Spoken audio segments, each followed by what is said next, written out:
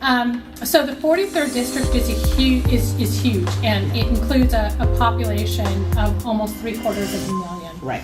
My impression is that only a part of the population is currently being represented by our current representative. Right.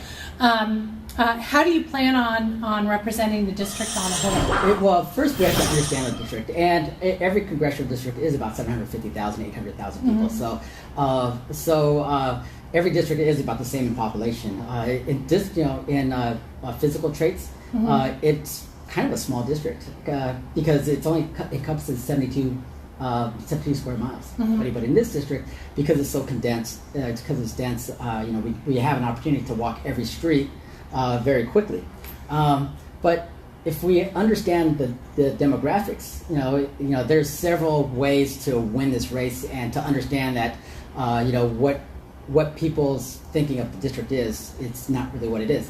The district really is about 24% Black African American, about 50% Hispanic, about 12 to 14% Asian, and the rest, white, Caucasian, and mixed, and so forth. Hispanic is, you have to put an asterisk on the Hispanic side, because even though it's 47%, a lot of Filipinos, because Filipinos were conquered by the Spaniards, just like just like Latin America and so forth. There's a lot of Spanish surnames. So really, in our district, especially on the Gardena, Lawndale, Hawthorne, Torrance side, there's quite a few Filipinos. So I would say out of the 47%, maybe 25% of that are Filipinos. Okay. Currently, our current legislator, Maxine Waters, she only caters basically to the Black community, which is fine, because you're part of the community and you should really look out for your community. However, I take a different stance.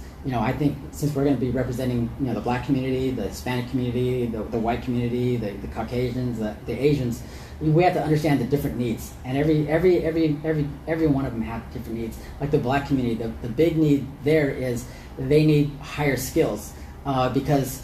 They always talk about a living wage, and the government should regulate a living wage. But what we really have to look at is we have to look at the free markets, and if everybody had strong skill sets, they can earn a better living, and as they earn a better living, then they can afford the lifestyle of Los Angeles. So we really have to go into the Black community and offer programs. And I have programs. I have ideas of programs that we can put in place. That's not a burden to the taxpayers. That's actually advantageous to the private sector. Something similar to what you're doing in your community. I think we can do something similar. And then we'll talk about that in a second.